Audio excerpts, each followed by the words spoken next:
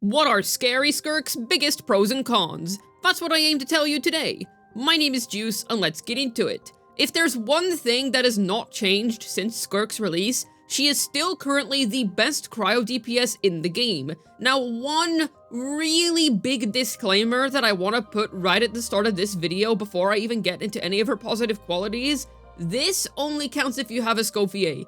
This unit really needs Escoffier. I'm gonna hammer down on it more whenever I get into her cons, but just for now, no.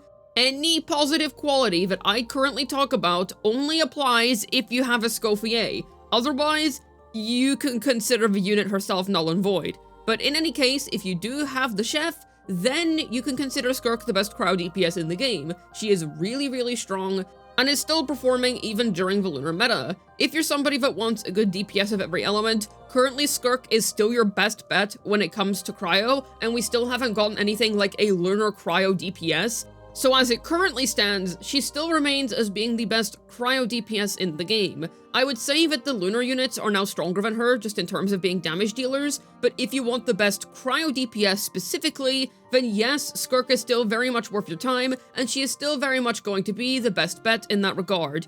Another thing that I should mention is that she has pretty solid options within her niche. Yes, she only wants to use Cryos and Hydros, but as long as you have Escoffier, the other two teammates are honestly pretty flexible. You could use our dearest Lady Farina, Shenhe, TDDS Mualani, Sitlali, Yalan. You get the point, you actually have some decent options. The only real restriction you have is that you need Escoffier, like I cannot emphasize that enough. And as long as you have that, the other two teammate options are honestly flexible enough. You just want to make sure that you're triggering Freeze, as that is her core mechanic. But the good news is that, in my opinion, you generally have a good amount of tools to do that. I should also mention that she is the best Freeze DPS, and that she generally encapsulates the Freeze archetype right now. This could obviously change if we end up getting a lunar Freeze DPS, but I honestly don't think we're going to get that soon, simply because Skirk already exists and she is still very much up to modern standards, and I don't really think that Hoyoverse would want to power creep Skirk so soon. So I personally think we're not going to get anything like that, and considering the next region we're going to is Naya, that is personally when I expect Cryo reactions to come back in full swing. So I feel like, with Freeze in particular, Skirk is probably going to remain as being the best DPS in that regard. So if you're interested in that particular archetype, then Skirk is going to be the most efficient way possible to play it. She is the best modern way that you can access Freeze teams and have them actually feel strong and substantial. And let me tell you now, she definitely does perform. So if you're a really big Cryo lover and you want to see Freeze work, then Skirk is going to be the best possible way that you can see Freeze work.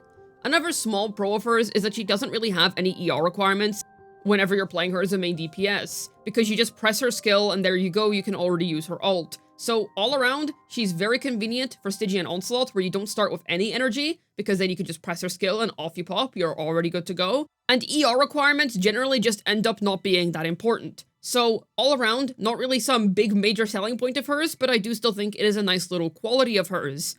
Something else that I find nice about Skirk is that she has a dual playstyle, which means that you don't strictly have to play her as a main DPS if you don't want to. She has a really cool second ultimate that you can use if you just want to play her as an off-field burst DPS instead, and it's actually viable. This does work. So if you feel like you don't really have a reason to pull for Skirk in particular, but you just really like her and you want to use her anyway, then you can still very much use her as a burst DPS, and she's going to be strong. Now yes, you do still really ideally want Escoffier. Unfortunately, that requirement is just impossible to circumvent with this specific character, and unlike other characters like Flynn's that do have a dedicated 5-star that is really strong for them, you cannot pull for Skirk's C1 and compensate for not having Escoffier. In Flynn's case, you very much can just pull for his C1 and you're basically fine. But in Skirk's case, no, not really. That's just not the case. You're not able to compensate for it with investment.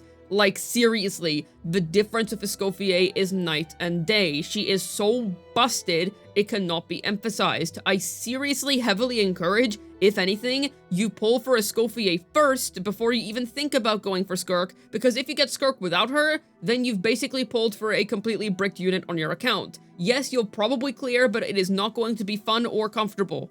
But in any case, you can choose to play her as an off-field DPS, and yes, it is actually going to be pretty decent. So if you feel like you don't really have any DPS use cases for her, then this is a nice way that you're still able to utilize her. And it's going to be a pretty strong way to play her too, so you don't necessarily have to feel like you're wasting your Skirk. It also means that you're able to utilize that one really cool animation she has. Like, goodness me, she has one of the coolest ult animations in the game. It is such a shame that it is not in her regular DPSing playstyle, but hey, that just seems to be a trend with Hoyoverse. Make a character like Skirk and Flynn's where their ults are really sick, but you don't even get to see them most of the time in their optimal gameplay. It is such a shame. But then we have to talk about Skirk's flaws. I do think that she holds up as a DPS, and I do still think she is strong, but oh my goodness, I cannot emphasize enough how bricked this character is without Escoffier. Like, oh my goodness, it is actually that bad. And yes, it does suck if you're someone that doesn't like Escoffier, or if you're somebody that just wishes they didn't have to pull for her, or maybe you just don't have the Primo Gems for her. But if you don't have the Primo Gems for Escoffier, I'm just gonna say you're gonna have to skip Skirk if you care about meta. If you don't care about meta, and you're perfectly okay with pulling for a character that is not going to be that good, like at all, that is going to do very little damage, I am going to emphasize this. Do not pull for her thinking, I'll show them, and then think that she's actually gonna do damage without Escoffier. No, she's not. You're not gonna show anyone, I'm sorry. You do need Escoffier if you actually want Skirk to be good. Like, unfortunately, that is the case. Are you gonna be able to clear without her? I am sure there is some way that you're gonna be able to clear without Escoffier. The question is never about clearing, because with enough effort, you can generally clear as long as you know what you're doing. But if you want to play Skirk and have it feel actually good to play, and comfortable and strong, and you want to access her top potential, the Fontainian Chef is necessary. Like, she is necessary. It is just as bad as pulling for Nafer without Lauma. Like, Nafer and Skirk are very directly comparable in terms of how much they need their limited 5-star supports. So, I'm just gonna say this now. Don't get bitten.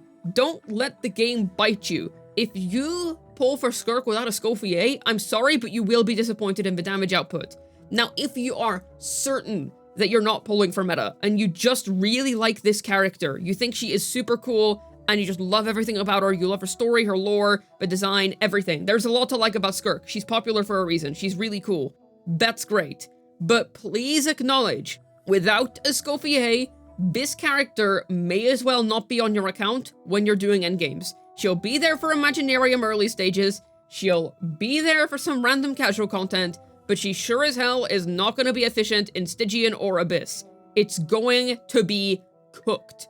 So, I really need you to know that, because I don't want you to pull for this character thinking that, oh, it can't be that bad. No, it seriously is that bad. Like, it is that bad. I wouldn't be saying this if I wasn't serious about it. I love the Cryo element. I stuck with it even when it was at its lowest. It's always been my favorite Genshin element. But, God, I have to just be honest. Skirk is not good without Escoffier. Like, that is just the plain and simple fact. The plain and simple fact. And this does lead to Skirk being one of the least free-to-play friendly DPSs in the entire game. If you're wondering, is Skirk a free-to-play friendly DPS? No. She's just not, because you need to pull for Escoffier.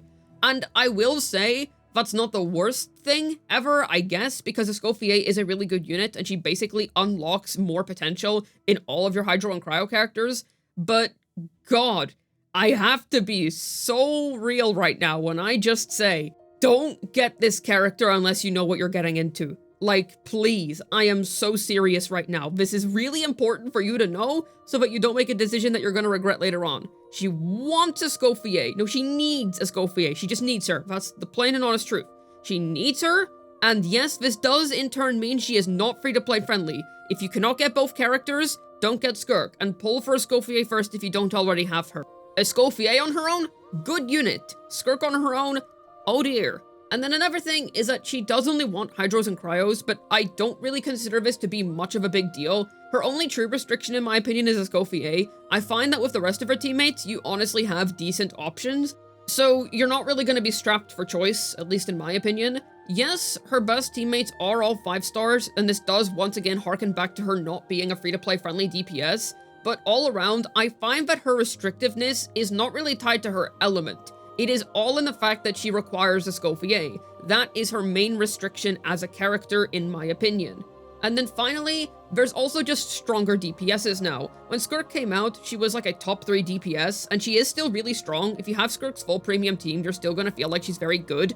But consider that premium lunar DPSs are insane. Like, they are absolutely freaking nuts. So if you're looking from this from a purely meta perspective, I would say just get the lunar units. They're gonna be stronger in terms of raw damage. But like I said earlier, if what you want is the best Cryo DPS, Skirk is very much still going to provide that for you. There's still no other Cryo DPS that's stronger than her. So all around, know what you're investing into. If you're willing to invest a lot of Primo Gems and get Escoffier as well, that is a requirement, I'm sorry to say, then yes, she's still gonna be good and she's still gonna be your best Cryo bet. Alright, I really like Skirk, but goodness me, she really didn't age without Escoffier, but with her, I actually think she's a good unit still. I'm pretty glad they didn't decide to make a lunar Cryo unit yet, and I say that as somebody that loves Cryo, simply because I want Skirk to last. I really like her, I think she's super cool, her story was really good, all around a super awesome character, and I'm sure there's definitely going to be people pulling for her because she's Skirk, she's awesome, but even so, I think it's such a shame that she has the ball and chain of needing Escoffier. It's as simple as that. But even so, I still really like her. Hopefully this video was able to tell you whether Skirk is still worth pulling for. This has been Juice, signing out, and above all else, pull her to Aura Farm.